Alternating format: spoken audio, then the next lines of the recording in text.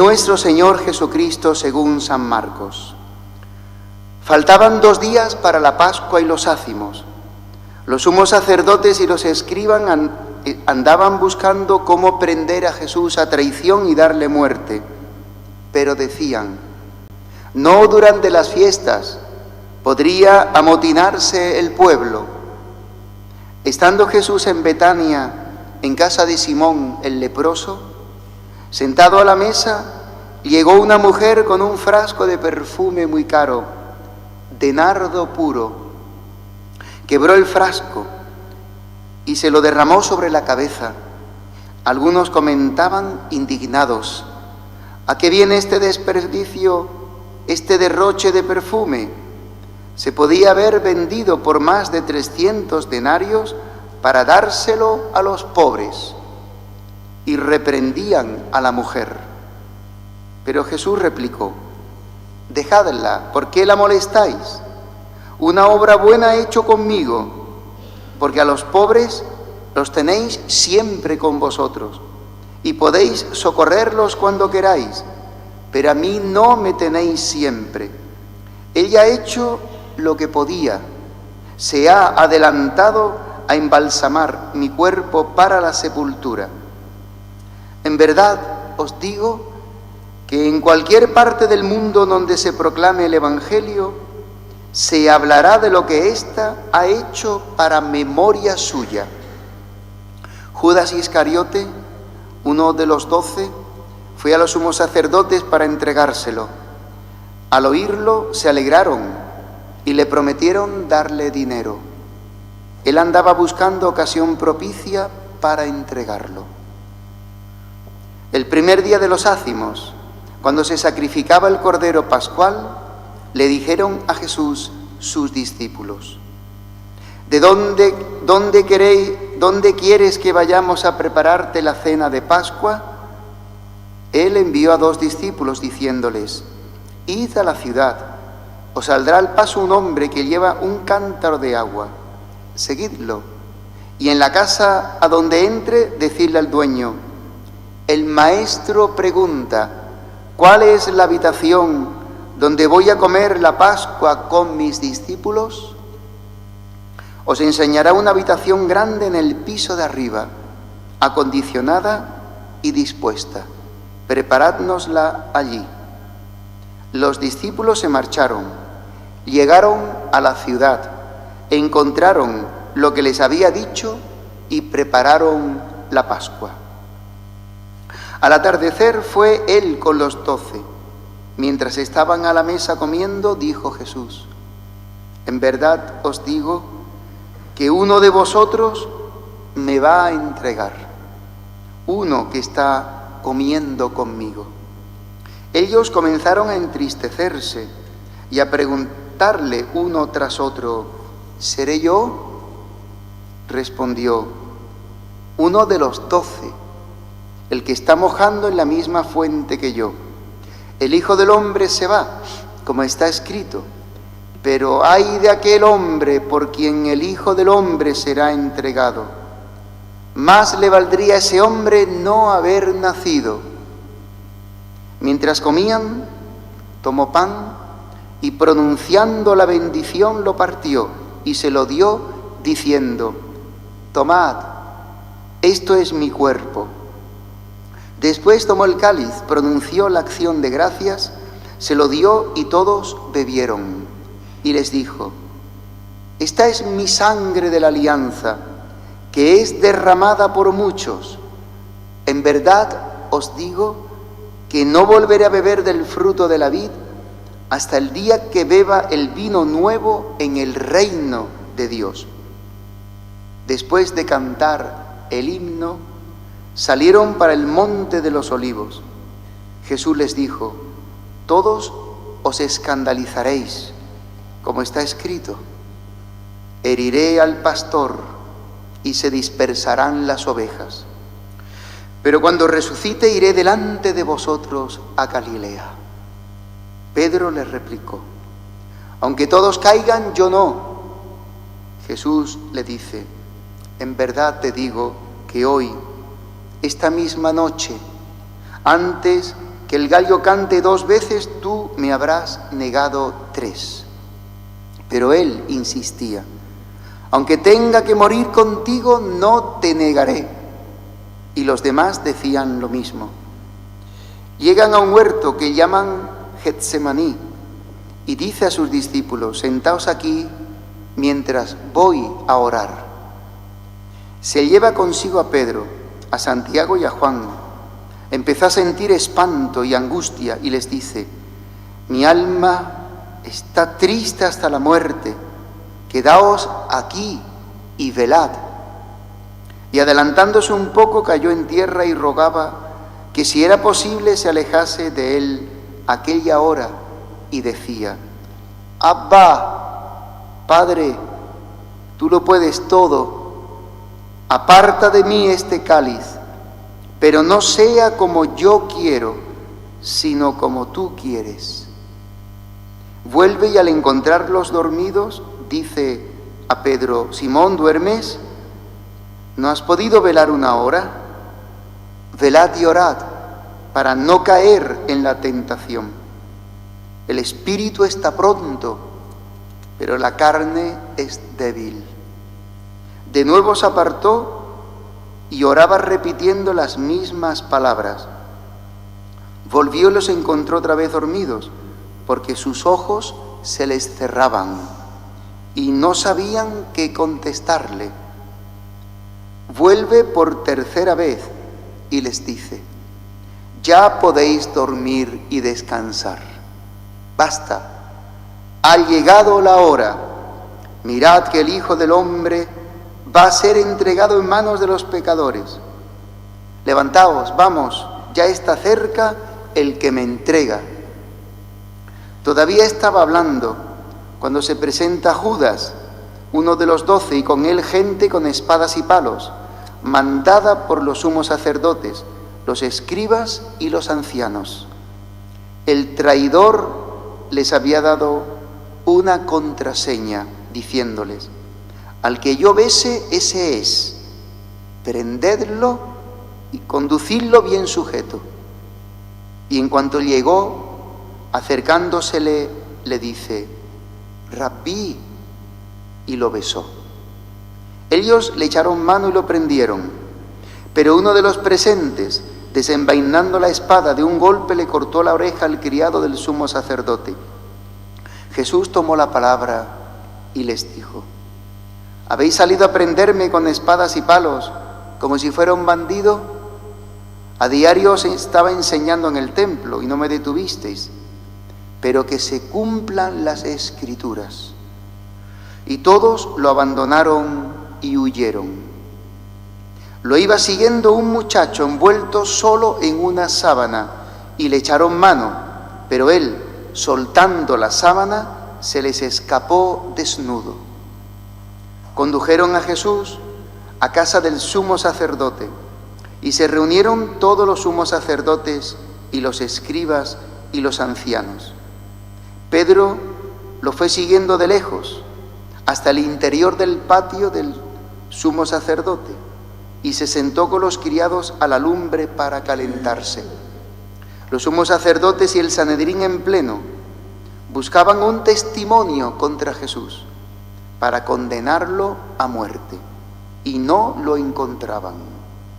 Pues aunque muchos daban falso testimonio contra él, los testimonios no concordaban, y algunos, poniéndose de pie, daban falso testimonio contra él, diciendo: nosotros le hemos oído decir: yo destruiré este templo, edificado por manos humanas, y en 3 días construiré otro no edificado por manos humanas.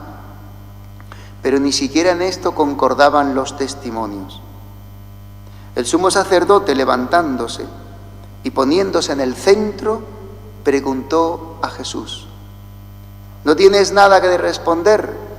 ¿Qué son estos cargos que presentan contra ti?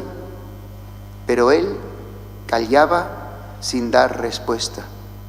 De nuevo le preguntó el sumo sacerdote: ¿eres tú el Mesías, el Hijo del Bendito?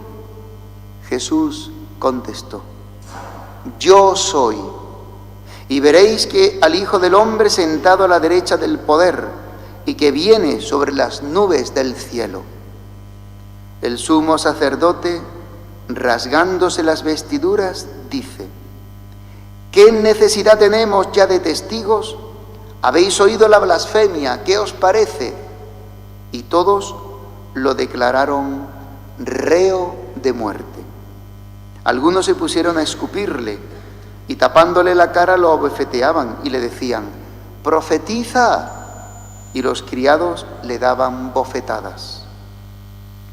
Mientras Pedro estaba abajo en el patio, llega una criada del sumo sacerdote. Ve a Pedro calentándose, lo mira fijamente y le dice: tú también estabas con el Nazareno, con Jesús. Él lo negó diciendo: ni sé ni entiendo lo que dices. Salió fuera el zaguán y un gallo cantó. La criada al verlo volvió a decir a los presentes: este es uno de ellos. Pero él de nuevo lo negaba. Al poco rato, también los presentes decían a Pedro: seguro que eres uno de ellos, pues eres Galileo. Pero él se puso a echar maldiciones y a jurar: no conozco a ese hombre del que habláis. Y enseguida, por segunda vez, cantó el gallo. Pedro se acordó de las palabras que le había dicho Jesús: antes que el gallo cante 2 veces, me habrás negado 3. Y rompió a llorar. Apenas se hizo de día, los sumos sacerdotes con los ancianos, los escribas y el Sanedrín en pleno hicieron una reunión.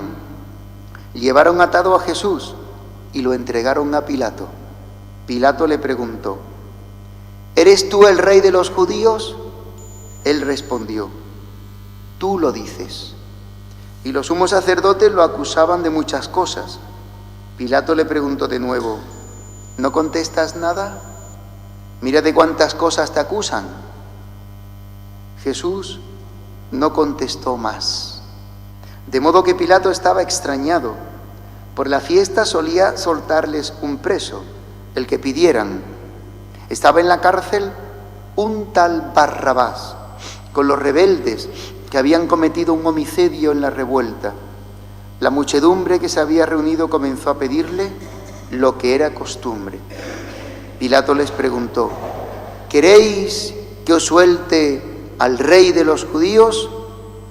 Pues sabía que los sumos sacerdotes se lo habían entregado por envidia. Pero los sumos sacerdotes soliviantaron a la gente para que pidieran la libertad de Barrabás. Pilato tomó de nuevo la palabra y les preguntó: ¿qué hago con el que llamáis rey de los judíos? Ellos gritaron de nuevo: ¡crucifícalo! Pilato les dijo: pues ¿qué mal ha hecho? Ellos gritaron más fuerte: ¡crucifícalo! Y Pilato, queriendo complacer a la gente, les soltó a Barrabás, y a Jesús, después de azotarlo, lo entregó para que lo crucificaran. Los soldados se lo llevaron al interior del palacio, al pretorio, y convocaron a toda la compañía. Lo visten de púrpura, le ponen una corona de espinas que habían trenzado y comenzaron a hacerle el saludo. ¡Salve, rey de los judíos! Y le golpearon la cabeza con una caña, le escupieron y doblando las rodillas se postraban ante él.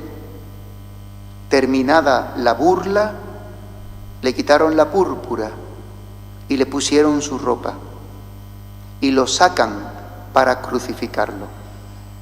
Pasaba uno que volvía del campo, Simón de Cirene, el padre de Alejandro y de Rufo, y lo obligan a llevar la cruz. Y conducen a Jesús al Gólgota, que quiere decir lugar de la calavera, y le ofrecían vino con mirra, pero él no lo aceptó. Lo crucifican y se reparten sus ropas, echándolas a suerte, para ver lo que se llevaba a cada uno. Era la hora tercia cuando lo crucificaron. En el letrero de la acusación estaba escrito: el Rey de los judíos. Crucificaron con él a dos bandidos, uno a su derecha y otro a su izquierda. Los que pasaban lo injuriaban, meneando la cabeza y diciendo: tú, que destruyes el templo y lo reconstruyes en 3 días, sálvate a ti mismo bajando de la cruz. De igual modo también los sumos sacerdotes comentaban entre ellos burlándose: a otros ha salvado y a sí mismo no se puede salvar. Que el Mesías, el Rey de Israel, baje ahora de la cruz para que lo veamos y creamos. También los otros crucificados lo insultaban. Al llegar la hora sexta, toda la región quedó en tinieblas hasta la hora 9. Y a la hora 9 Jesús clamó con voz potente: Eloí, Eloí, lema sabactani, que significa: Dios mío, ¿por qué me has abandonado? Algunos de los presentes al oírlo decían: mira, llama a Elías. Y uno echó a correr y, empapando una esponja en vinagre, la sujetó a una caña y le daba de beber, diciendo: dejad, a ver si viene Elías a bajarlo. Jesús, dando un fuerte grito, expiró.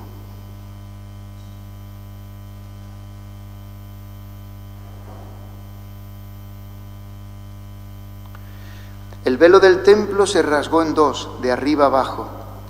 El centurión que estaba enfrente, al ver cómo había expirado, dijo: verdaderamente este hombre era Hijo de Dios.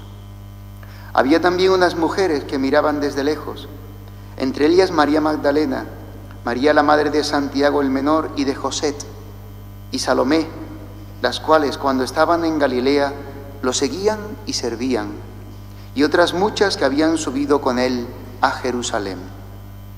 Al anochecer, como era el día de la preparación, víspera del sábado, vino José de Arimatea, miembro noble del Sanedrín, que también aguardaba el reino de Dios. Se presentó decidido ante Pilato y le pidió el cuerpo de Jesús. Pilato se extrañó de que hubiera muerto ya, y llamando al centurión, le preguntó si hacía mucho tiempo que había muerto. Informado por el centurión, concedió el cuerpo a José.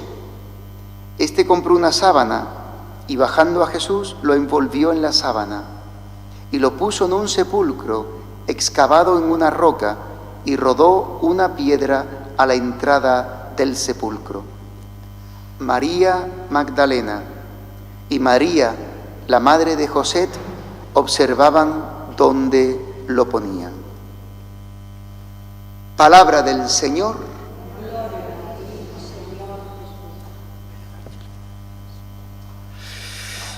Mis queridos hermanos, siempre que se proclama la pasión del Señor, siempre aparece ante nosotros un silencio interior y exterior, porque aparecen ante nosotros todo lo que es el hombre, cada uno de nosotros, delante de Dios, y lo que es Dios en sí mismo delante de los hombres. Los hombres rechazamos a Dios cada vez que rechazamos los planes que tiene con nosotros. Nos rebelamos, juzgamos, mentimos, nos sale el mal, nos sale violencia, nos domina tantas veces el pecado que hay dentro en nuestra alma, en nuestro corazón. Para eso ha venido Jesús, para eso se encarnó.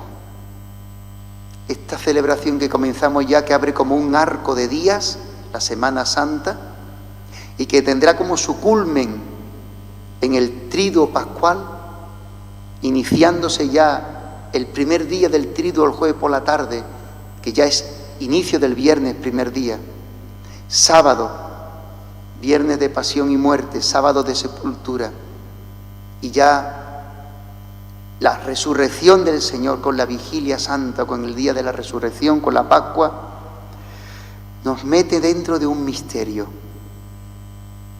que nos supera, que es incomprensible. El amor que Dios tiene a los hombres, que tiene a cada hombre y que te tiene a ti y a mí. Ese amor ha sido relatado en la pasión, porque vemos nosotros los hombres cada uno de estos personajes que aparecen en la pasión. Pedro que niega, Pedro que se hace un cobarde porque tiene miedo a sufrir. Nosotros también tenemos humanamente miedo al sufrimiento, a lo que nos puede, a lo que nos destruye nuestro proyecto de felicidad. Y viene el mal, y viene el pecado, y viene la envidia, y viene la avaricia del dinero de Judas y la traición de Judas, y que Judas tenía una idea de Mesías que no es la que encarna Jesús con su ser y con su actuar. Por eso la primera lectura habla cómo es este Mesías, este siervo de Yahvé, uno que se sienta cada día a los pies de Dios en la oración a escuchar ¿cuáles son los planes de Dios para mí en este día? Y dice, y Dios me abrió el oído y yo no me resistí. Es la actitud de María, es la actitud que Jesús ha aprendido de su madre, es la actitud que trae Jesús de la gloria del Padre. Padre, aquí estoy para hacer tu voluntad. Heme aquí para hacer tu voluntad. Y los planes de Dios muestran amor, amor al Hijo. Por eso cuando el Hijo se confía del Padre, no queda defraudado. Dice, el Señor me abrió el oído y yo no me resistí a sus planes, que siempre pasan por el sufrimiento, hermanos. Los planes de Dios para salvarnos siempre pasa por el sufrimiento, no para castigarnos Dios ni para hacernos sufrir, para amargarnos, como para darnos una vuelta de pellizco a ver hasta cuánto aguanta, no, sino precisamente para ir aprendiendo como Jesús a ser hijo, que nos dirá la epístola a los hebreos el día Viernes Santo. Siendo hijo aprendió, sufriendo, a obedecer al Padre. Y eso es lo que más cuesta en la vida de los hombres, en nuestro vivir, obedecer a Dios. Siempre queremos satisfacer nuestra propia voluntad, nuestro egoísmo. Jesús ha escuchado al Padre y no se ha resistido. Y siempre se ha fiado del Padre. Por eso puede decir con la primera lectura que es una profecía de Isaías, y no he quedado defraudado. Este es el Jesús que siendo Dios ha hecho un hombre, se ha hecho un esclavo, un siervo, más un reo de muerte, siendo el inocente, el único inocente de la historia y de la humanidad. Nosotros somos reos por nuestros pecados. Dios ha enviado a su Hijo y lo ha llevado a la cruz. Y Jesús ha obedecido, ha amado la voluntad del Padre, se ha abandonado. Ha llegado su hora.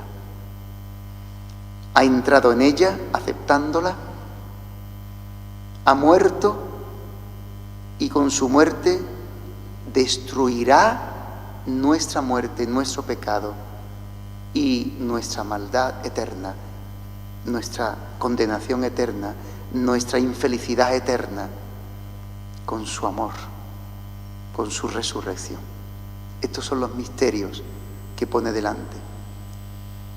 Esto es una llave, hermanos, que pone hoy Dios ante nosotros y en nuestras manos.